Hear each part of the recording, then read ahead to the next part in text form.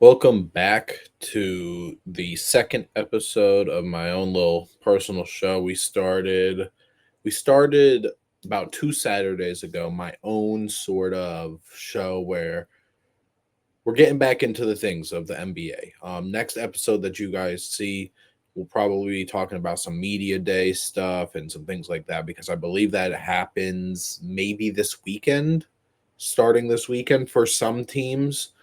But we've got a bunch of things today, including top 10 shooting guard list. I know this episode is a little late because I try and get it out on Saturdays, but I did say in that first episode that there's a chance that these could come out Saturday and Wednesday. The other day that it would come out is Wednesday.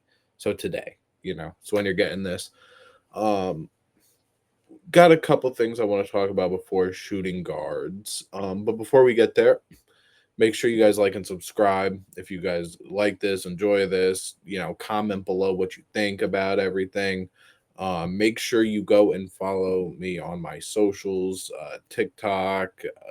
We've got Instagram, we've got Twitters as well, where I kind of just talk loosely when things happen. Um, and yeah, so let's get into our first topic. Our first topic, we had some pretty unfortunate news revolving around the Houston Rockets. Fred VanVleet tears his ACL in a practice. I mean, it is one thing when you tear an ACL, tear an Achilles, tear a ligament in your shoulder or something like that during the season, during the playoffs, because you've got the season to recover. Fred VanVleet tore his ACL, I think it came out maybe Monday. So September 22nd. I mean, the season actually starts in less than a month. Then we've got preseason before that, media days, there's so many things. And with that happening to such a obviously Fred VanVleet is not like the player that like a Damian Lillard or any of those guys are, but that's a starting point guard in this league. That was the starting point guard for the Houston Rockets, and he just goes out. He goes out with an injury. That is going to sideline him the whole year again.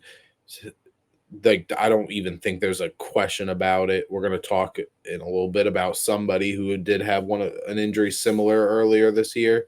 Um, I don't think there's a debate. He can't. He's not coming back, and that's a huge loss for the Houston Rockets. Now, Fred VanVleet's a very, I don't know how to say it, he's a good basketball player, but like he wouldn't start on most teams. I don't think. Fred VanVleet's made an All-Star appearance and everything, but if you look at his numbers last year, 14 points, which is his lowest since 2019. Um, 5.5 assists, which was way lower than what it had been the past about 29 till 2019.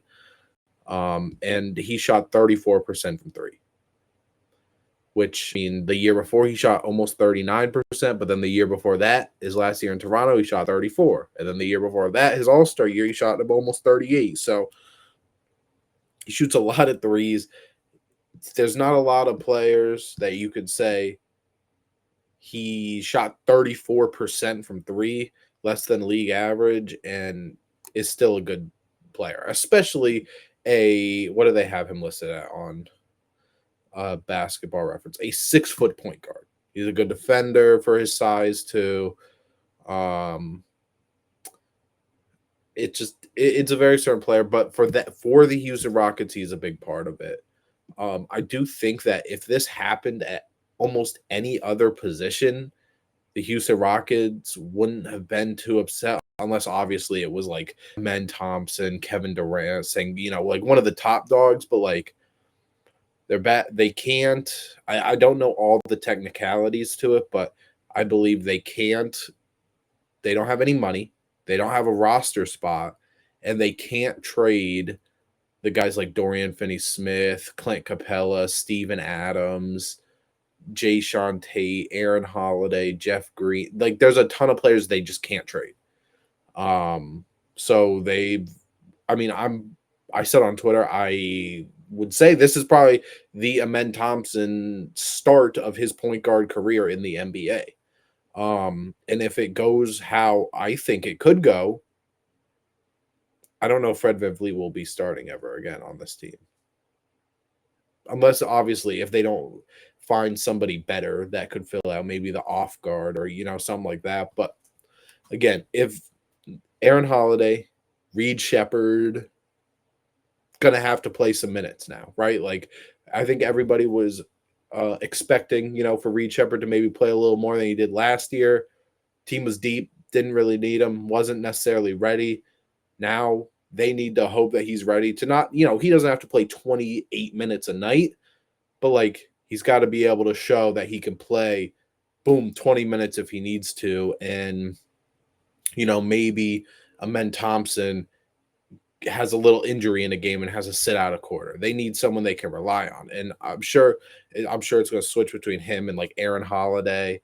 I can't think of another like straight up point guard on that roster. I don't think there is, which is why I said like if this happened to say, I don't know, say Steven Adams tore his Achilles or whatever, or ACL, whatever it was.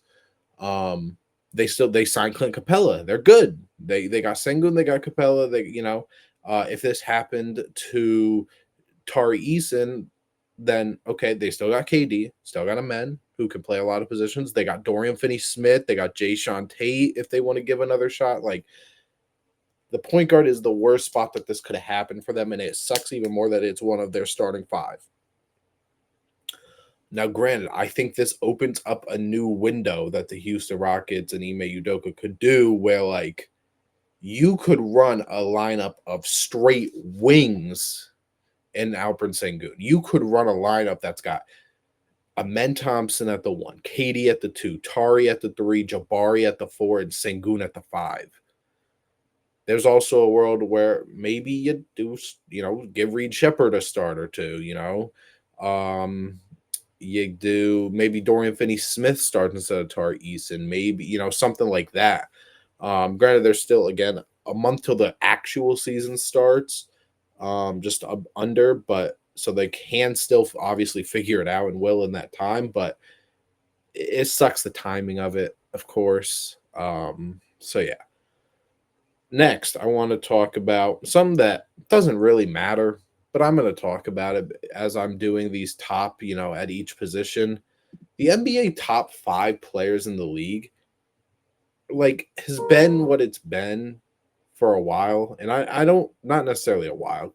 And I don't think it's going to change necessarily anytime soon. Now, Jayson, and okay, let me tell you what the top 5 I'm talking about is. Jokic, Giannis, Luka, Shea, Tatum. Sure, some people don't like Tatum, so they don't have him. Some people don't like Shea, so they won't have him. Whatever.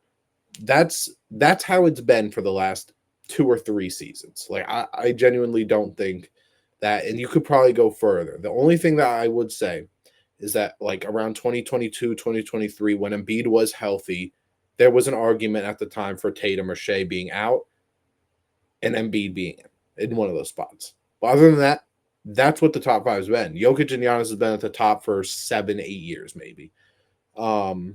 Maybe not that long, maybe like 7-ish years.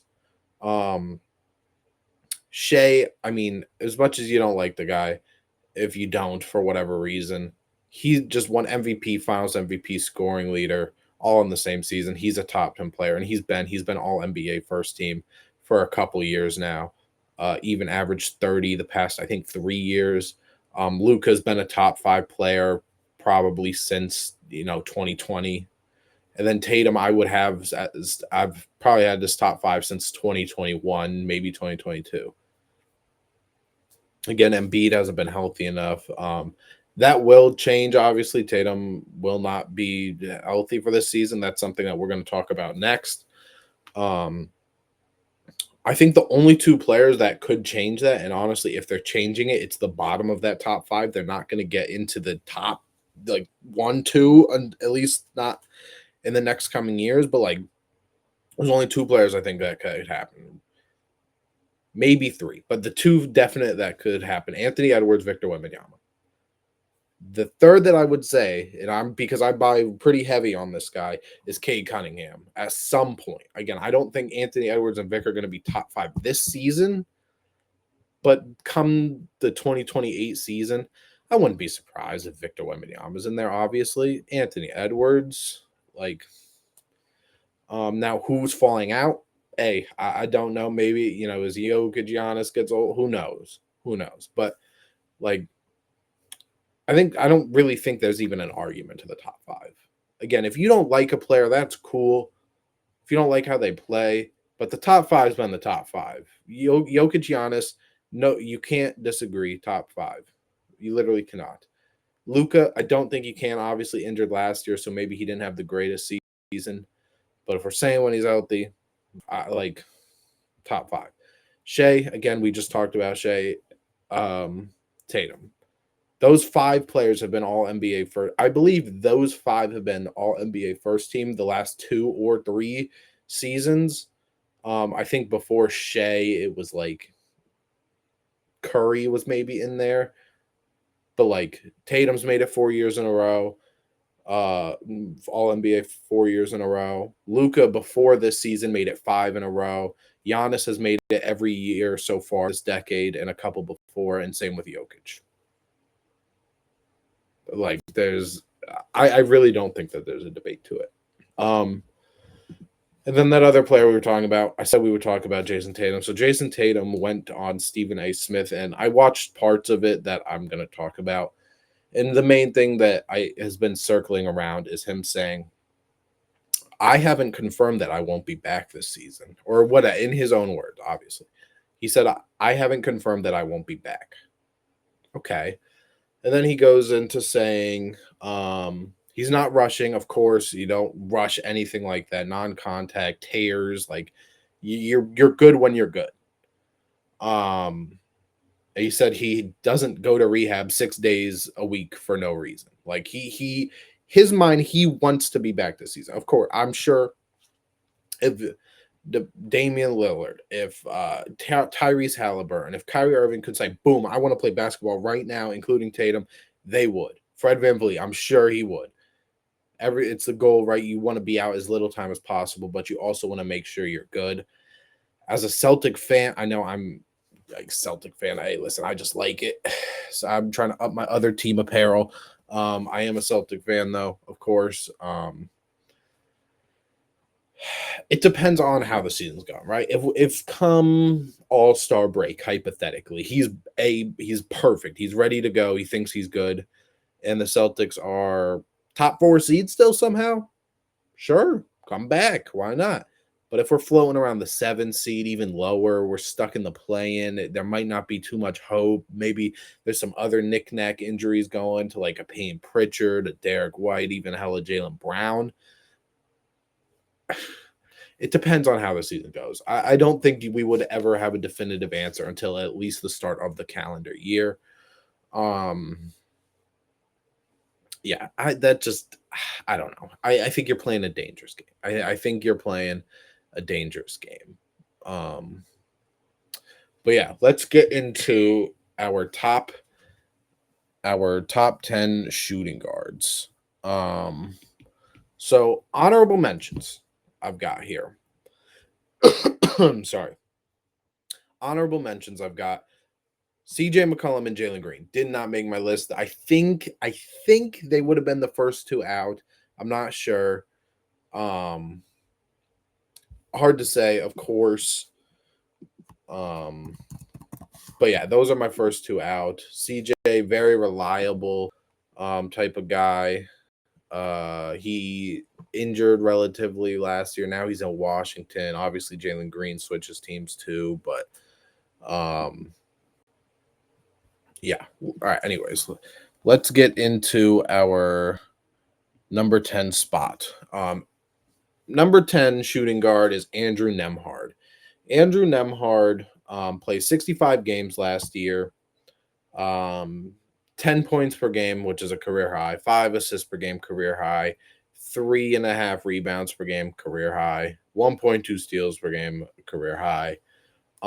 He could have been all defensive, obviously. Those scoring numbers specifically, people would be like, what? A guy who's averaging 10 points per game is your top 10 year shooting guard? Yes, this man could have been all defensive this year. He could have snuck into an all defensive second team. If there were 3 all defensive teams like there were all NBA, Andrew Nembhard 1,000% would have been on it. 1,000%. His matchup difficulty is the 99.8th percentile. 99.8 percentile. There's not much better that you can get. He is guarding the most difficult matchup every night. Every night. So yeah, I mean, Nembhard reliable. We'll see how he does this season. Of course, with Tyrese being out, hopefully we'll see an offensive jump, and if he does, he's only going to improve on this list. Number 9 for the shooting guards, guy who, as well as our honorable mentions, he also switched teams.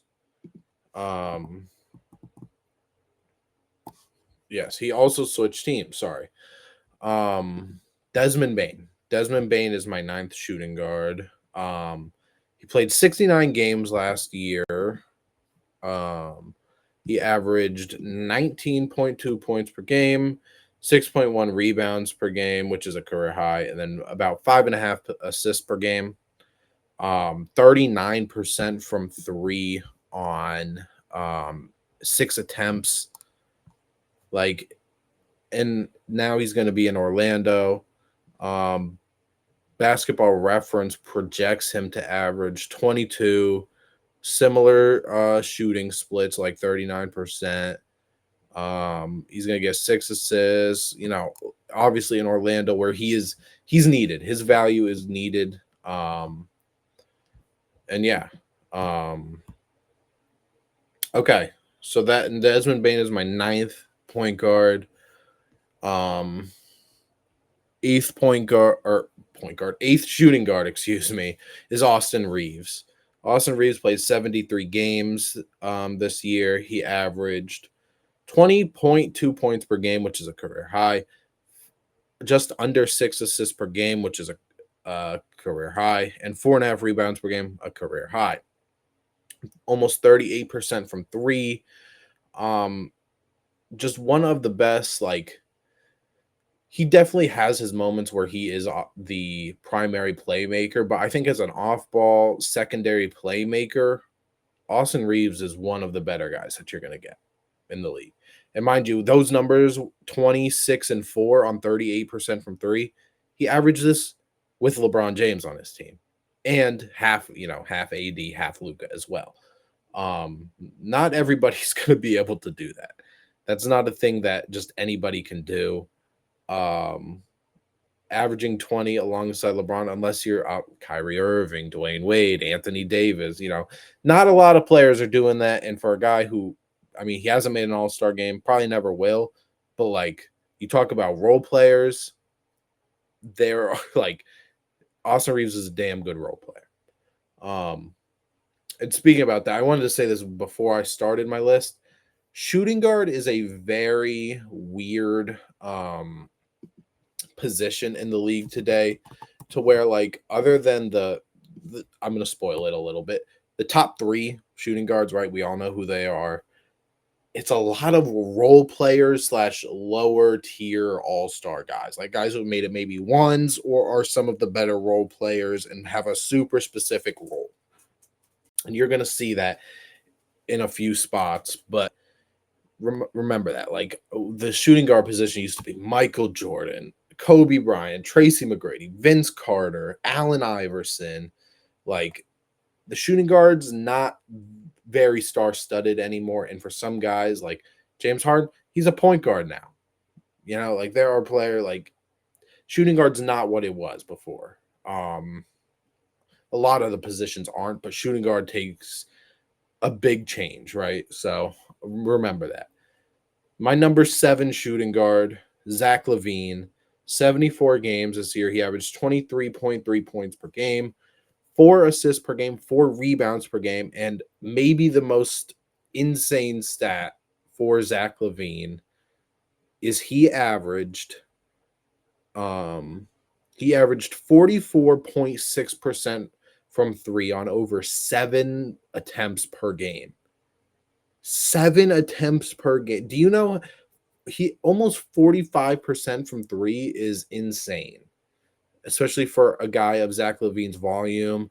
Now, granted, as he got to Sacramento, a team that was Sacramento better than Chicago, is a better team than Chicago was when he was there. I don't know, but like DeRozan takes shots, Sabonis takes shots, Malik Monk takes shots. Like there are a lot of guys who take shots over there, and the fact that he's still able to do that 23 points per game on 40, almost 45% from 3 is elite. Obviously, LaVine probably not going to make another All-Star appearance. Who knows how long he'll be in Sacramento for, if he'll have another real chance to compete. But I mean, the scoring and the efficiency that you got from Zach LaVine last year is very elite. Number 6, mind you, remember I talked about how it gets to more of a role player type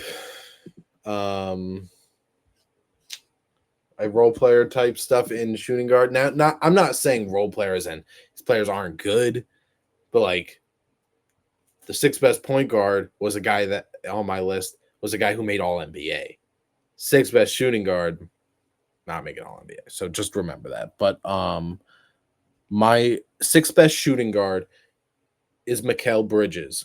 The next guy that we are going to talk about, I'm going to refer back to Mikal Bridges because I'm gonna tell you why I picked some of the guys over. So he played 82 games. If you know Mikal Bridges, you know he has never missed a game in his NBA career. I don't think he missed a game in his college career either, but like 17.6 points per game, just under 4 assists per game, which is a career high, and 35.4% from 3, or 35.4 3-point percentage. 17.5 points per game on a team that has Jalen Brunson and Karl Anthony Towns on it. Very good guy to have as a third option, especially when he went through that time in Brooklyn where he could just kind of ball out and be himself, be a scorer, be a creator. I think that stuff helps. His matchup difficulty is 97.3%. So like Nemhard, not many people in the league who are guarding harder positions, harder players, more elite talent than Mikal Bridges. And now the guy that we're going to compare to Mikal Bridges in certain ways is Derek White. You think Derek White, you think Mikal Bridges, you think, okay, probably like the 3rd or 4th best player on their team, both good defenders, have some offense to their book. They're very similar players in a way, other than, whatever. Like this size of Mikal Bridges, I think a little taller. Derek White plays 76 games, 16.4 points per game, a career high, just under 5 assists per game, 4.5 rebounds per game, which is a career high, 38.4% from 3 on 9 attempts. And the percentage is not a career high, but when you factor in that he took 9 a game, which is a career high, that percentage to volume like ratio is like insane, especially for a guy who's not an all top 10 player in the league, right? He was 10th in defensive player of the year this year, but I wanted to show you some of the reasons why I picked Derek White over Mikal Bridges. When I have something like this, I'm going to tend to use like advanced stuff to just kind of basically you got to find something, you got to poke it, and you got to see what is your like why am I picking him? Because when the numbers are very similar, the play styles are very similar, I got to find how how to differentiate the two. And how I did that is basically if I say this is better, then I'm talking about versus Mikal Bridges. I put them side by side, and this is the conclusion I came to. So go back to Mikal Bridges. He's a better finisher, and he guarded better talent than Derek White did. Yeah, he guarded better talent. But when you think about it, Mikal is either the best or second best defender over there. Last year, Derek White had Drew Holiday on his team, where if it was an elite guard, Drew Holiday was getting that assignment. If it was an elite wing, most of the times Jaylen Brown was getting that assignment. So Derek White typically is always going to get the second or maybe even third best guy, depending on the team. Again, is how I came to that conclusion. Again, those numbers, like Mikal Bridges, the numbers are true, but I'm saying why I think those numbers say that. Again, it's an advanced stat, which I'm not the biggest nerd of yet, but I'm trying to find it. And the thing I thought was very interesting, as we get into what Derek White did better, Mikal Bridges' ball screen navigation, he was in the 0.2 percentile. And if you don't know what a percentile, 0.2 means that he was one of the worst in the league. 0.2 percentile is awful. Like, the only thing worse is 0.1. And I don't know who's, getting to 0.1, but like, as someone who's as good of a defender, the ball screen navigation is awful for Mikal Bridges, the numbers say. But the things Derek White is better at, is his efficiency numbers. Derek White's got him beat. Interior defense, which doesn't matter too much for that position, Derek White's got him beat. One-on-one on offense, Derek White's got Mikal beat. Perimeter defense and perimeter defense, Derek White's got him beat. But perimeter shooting, he blows Mikal Bridges out of the water. And I think when you come down to things like that, when you see what Derek White could give you on offense, even though it is less points per game, the fact that he can create his own shot, and Mikal can too. Just because I'm saying Derek White can doesn't mean Mikal can't. But I think when you look at some of these things and you think of them as a player, I think the offensive versatility for Derek White and the efficiency is what is going to set him to be higher, for me at least. So that is why Derek White is our number 5. And as we get to number 4, my number 4 shooting guard is Amen Thompson. Now listen, Amen Thompson, I don't know what position he is. Last year, he was probably the small forward because it was Fred, Jalen Green, Amen, Dylan Brooks, and, Sengun. I'm putting him at the shooting guard because he was going to be the shooting guard this year. Does that make sense? Because I didn't want to put him on small forward or power forward because Kevin Durant's going to be there in positions, people, whatever. I put Amen as the shooting guard, and I put him over Mikal and Derek White. And some people might be like, that's too early. The kid just finished up his second NBA season, which is a fact completely. But you want to talk about versatility on defense, Amen blows Derek White and Mikal out of the water on versatility defensively. Like, it's not even close. Amen, 69 games, career high. 14.1 points per game, career high. Just under 4 assists per game, career high. Just over 8 rebounds per game is a career high. 1.4 steals, career high, and 1.3 blocks per game, career high. I mean, 1.4 steals and 1.3 blocks as a 6'6" guard who, again, played forward, but like the athleticism, obviously, there's not many people in the league better or more athletically equipped than the Thompson twins.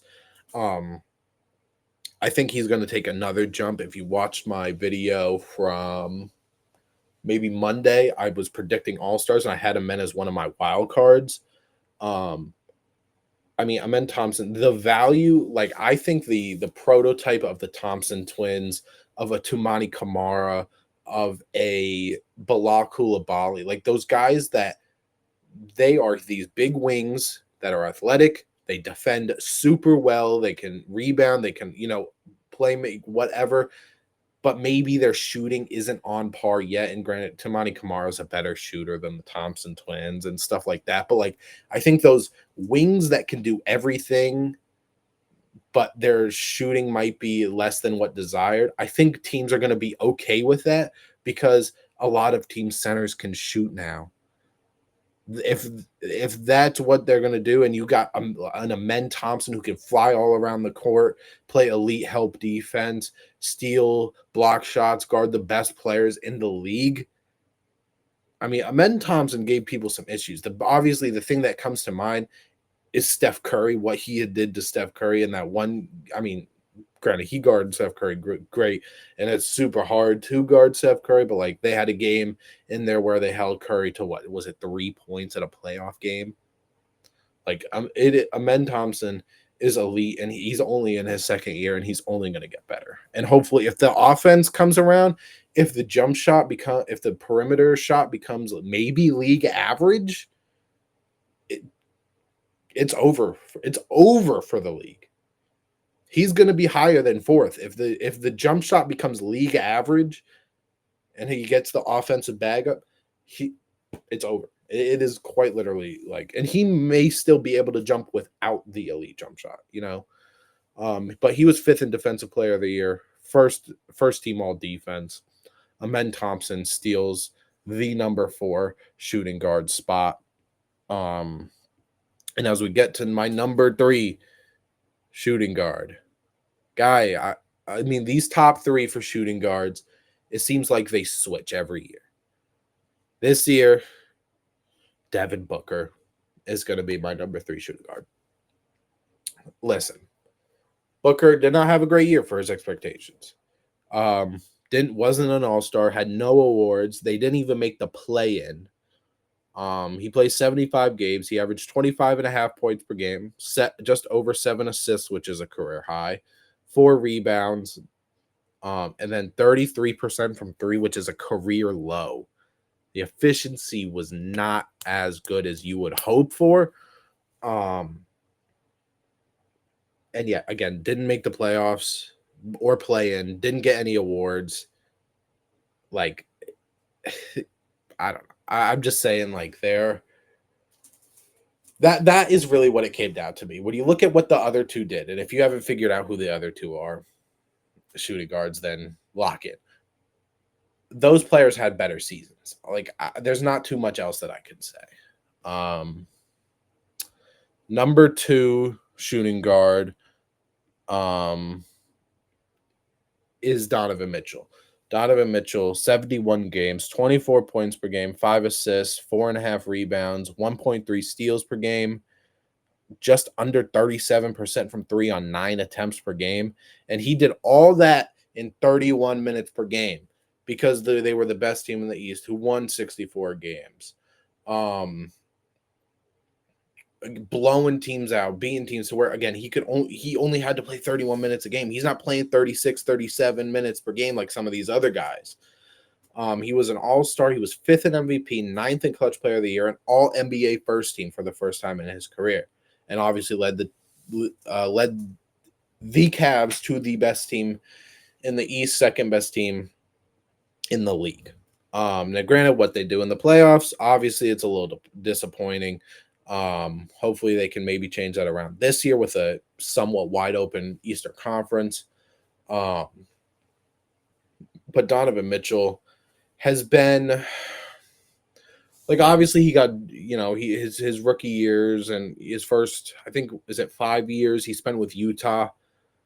He was the guy over there, and he's still the guy in Cleveland. But like, as he came into the league averaging 20 points per game, he led them to the playoffs. Donovan Mitchell is another player that has not been to the conference final in his career yet, but he, again, in Utah, wasn't always the greatest team. It was his play that made them jump into, how good they were in the playoffs. And even, in Cleveland, what he did, again, 64 wins is not a thing that a lot of teams are doing. And he did that, and he was the leader of that. But he was number 2. Number 1 shooting guard is none other than Anthony Edwards.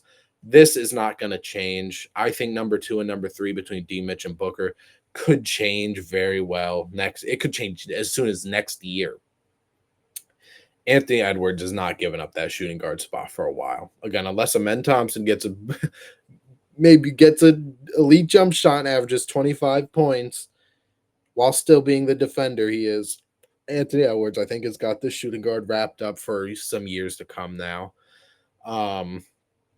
79 games last year, which is a career high, 27.5 points per game, which is a career high, just under 6 rebounds, 4.5 assists, 39.5% on from the 3-point percentage, which is a career high, 10.3 attempts per game from three, and he led the league in 3-pointers made as a guy that one of the best dunkers in the league, and he was the best 3-point shooter in the league last year.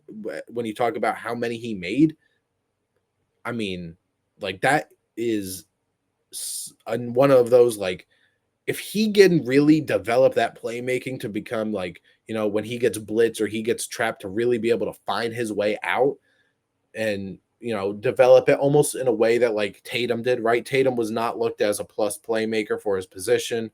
And as he got experience in the playoffs, as he got older, we saw Tatum has games where he's close to triple doubles tons of times.